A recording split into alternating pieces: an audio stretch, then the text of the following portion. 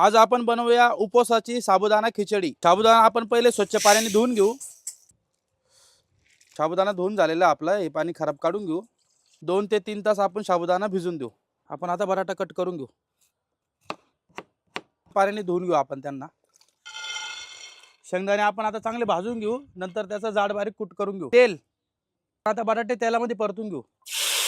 आपण बटाटे असेच फ्राय जिरे घालून घेऊ। हिरवी मिरची परतून घेऊ 2 मिनिटं आपण। 2 मिनिटं आपण अशीच खिचडी परतून घेऊ। आपण आता शेंगदाण्याचा कूट घालून घेऊ जाड बारीक केलेला। मिक्स करून घेऊ खिचडीमध्ये। खिचडी आपली परतत आलेली, आपण त्यात आता चवीनुसार मीठ घालून घेऊ। मीठ व्यवस्थित मिक्स करून घेऊ।